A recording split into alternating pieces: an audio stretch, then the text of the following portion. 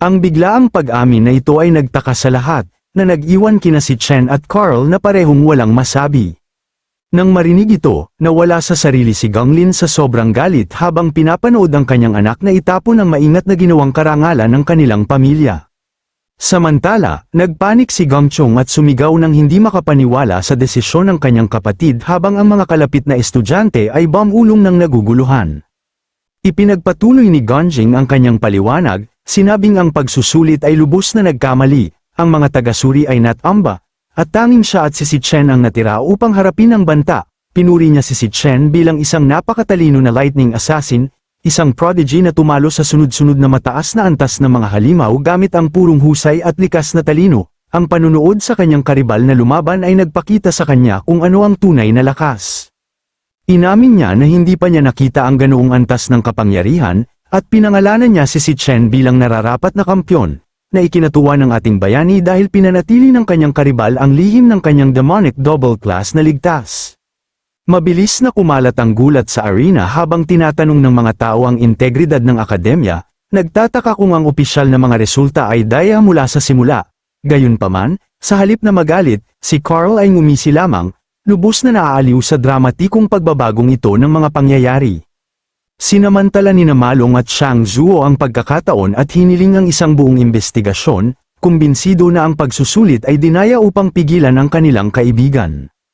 Kasabay nito, ang mga tagapagtatag ng guild ay tahimik na nakaupo, pinoproseso ang biglaang pagkagambala sa kanilang maingat na binalak na kaganapan. Agad na humingi ng paliwanag si Guam Yuan mula kay Ganglin, sinabing ang publiko ay nararapat sa isang malinaw na paliwanag para sa gusot na ito. Ngunit tumanggi si Ganglin na harapin ang pampublikong kahihiyang ito.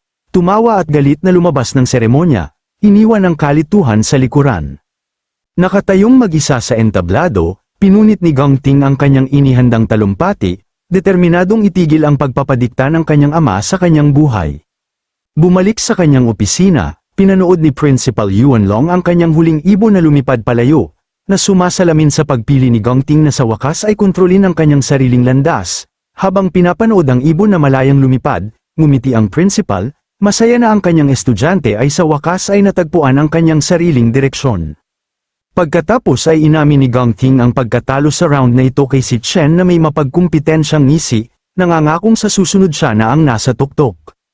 Upang maunawaan ang susunod na mangyayari, nalaman natin na ang pandaigdigang network ng libu-libong guild ay nahahati sa 5 antas mula sa peak hanggang sa standard, habang ang peak guilds ang ganap na pinakamahusay, ang elite guilds ang makatutuhanang limitasyon para sa malalakas na Awa Kenner, na may 12 lamang na umiiral sa buong mundo, kasama na ang Imperial Guild.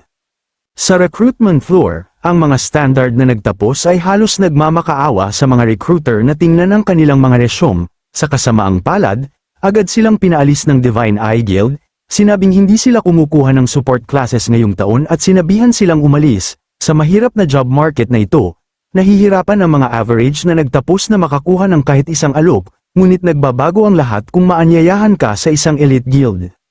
Di nagtagal, ibinigay ng HR manager ng Imperial Guild, si Charleston, ang isang employment certificate kay Malong, binati siya sa pagpasok sa kanilang prestihiyosong hanay, ipinagdiwang ng kambal, sina Shang Zhou at Shang Yu, ang kanilang mga pwesto sa research division. Habang ang takot na si Malong ay nagpanik sa kanyang pagtatalaga sa combat unit, pagpasok sa napakalaking punong tanggapan, halos hindi mapigilan ng grupo ang kanilang tuwa tungkol sa pagsali sa isa sa 12 elite guild sa mundo.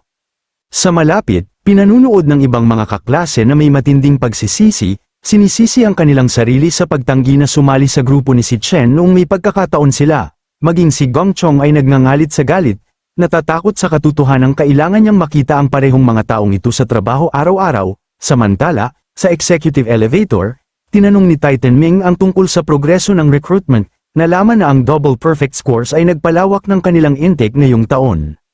Nang dumulas ang mga pinto ng elevator upang ipakita si Carl, mainit na binati ni Titan Ming ang vice chairman at tinanong kung siya ay bumibisita rin para sa recruitment. Inihayag ni Carl na siya ay dumating upang personal na makita ang isang tao, na nagpamulat kay Titan Ming na ang leader ng alliance ay malapit na binabantayan ang kanilang bagong recruit. Tumawa si Carl, inamin na ang Imperial Guild ay nakakuha ng pambihirang talento at talagang pinalad ngayong season. Bumalik sa mga registration desk, Tiningnan ni Carlson ang kanyang database at napansin na ang isang huling kandidato ay hindi pa nagsumite ng kanyang papeles. Inis na tinawag ng manager si Malong, hinihingi ang paliwanag kung bakit ang kanilang star rookie, si Sen, ay nag-aaksaya ng oras ng lahat at naantala ang proseso. Napagtanto na ang kanyang leader ay talagang nawawala. Nagmamadaling tiningnan ni Malong ang buong silid at tinawag ang kanyang kaibigan sa sobrang pag-aalala. Kasalukuyang naglalakad pabalik si Chen mula sa kanyang pagpunta sa banyo ngunit sinigawan ng kanyang mga isang kasamahan dahil sa paglalaya sa oras na ito. Nang makita ang pagkaantala na ito, nagreklamo si Charleston tungkol sa kayabangan ng mga baguhan na akala mo ay nagpapahirap na makuha. Ipinaalala ng recruiter sa batang nagtapos na kahit ang may pinakamataas na marka ay dapat sumunod sa mga patakaran, at hinimok siyang magmadali at pumirma sa kanila. Nang walang kahit isang sandali ng pag-aalinlangan, mahinahong inihayag ni si Chen na wala siyang balak na sumali sa Imperial Guild, na nagdulot ng ganap na pagpanik sa kanyang mga kasamahan. Ang biglaang pagtanggi na ito ay nagdulot ng pagkabigla sa buong silid, na nag-iwan sa kanyang mayabang na kaklase na si Gong Chong, na walang masabi. Ang natitirang bahagi ng bulwagan ay napuno ng bulungan habang ang lahat ay nagtataka kung bakit ang isang matinong awakener ay tatanggi sa alok na ito, na nakapagulat kahit sa mga nangungunang leader ng guild. Pinalakpakan ni Charleston ang kanyang mesa sa matinding galit, sumigaw na naghanda sila ng isang prestihiyosong senior position para sa kanya, isang oportunidad na papatay ng mga veterano. Gayunpaman, pinaalalahanan ni si Chen ang manager na hindi siya kailanman pumayag na sumali, na nag-iwan sa recruiter na nagngangalit at humihingi ng dahilan kung bakit siya narito. Nang makita ang kaguluhan, humakbang si Carl Cavendish pasulong, na nakita ang timing na lubos na perpekto. Habang kinikilala ng mga tao ang maalamat na leader, ang mga nakapaligid na nagtapos ay mabilis na yumuko, nagtataka kung ano ang magdadala sa vice-chairman ng World Alliance sa isang registration hall. Dumiretso si Carl kay si Chen, nag-alok sa kanya ng alternatibo sa Imperial Guild at tinanong kung gusto niyang lumipat sa Sunhaven kasama niya. Inalok pa niya na personal na i-nominate si Chen para sa Ember Star Knights, na nagulat kina Gong Ting at Titan Ming. Agad na kumalat ang bulungan sa bulwagan sa pagbanggit ng Ember Star Knights, isang pangalan na karaniwang nakalaan para sa malalaking pandaigdigang balita. Bulong ng mga nagtapos na mayroon lamang 6 na peak guild sa buong mundo na sinasabing may sapat na kapangyarihan upang wasakin ang isang buong bansa kung gusto nila. Bukod dito, ang mga god-tier group na ito ay hindi kailanman nagre-recruit ng pampubliko, umaasa lamang sa pribadong imbitasyon at personal na rekomendasyon. Gayunpaman, hindi naantig si Chen sa kamanghamanghang alok na ito, magalang niyang tinanggihan ito. Ipinaliwanag na siya ay naroon upang mag-recruit ng mga kasamahan para sa kanyang sariling organisasyon. Nang marinig ito, sina Malong at ang kambal ay nagyelo sa gulat, na pagtanto na ang kanilang kaibigan ay nakapagtatag na ng kanyang sariling grupo. Inagaw ni Charleston ang kanyang card at kinutya ang ideya ng isang baguhan na nagpapatakbo ng sariling grupo. Binasa ng may panlilibak ang pangalang Black Raven Guild, sumigaw siya na ang pagrerehistro ng bagong guild ay mahigpit na pinaghihigpitan, mahal, at nangangailangan ng formal na rekomendasyon na hindi makukuha ng isang baguhang nagtapos. Kinutya ng manager, hinihingi kung paano nagawa ng isang batang bagong graduate na walang suporta ang ganitong gawa. Gayunpaman, mabilis na nagsalita ang reception desk, kinumpirma na ang database ay naglilista ng Black Raven Guild bilang isang lehitimong organisasyon, na nagpatahimik kay Charleston dahil sa pagkabigla. Kinumpirma ng database na ang guild ay nakarehistro noong 18 ng Mayo, naaprubahan noong 18 ng Hunyo, at nakalista si Chen bilang legal na kinatawan nito.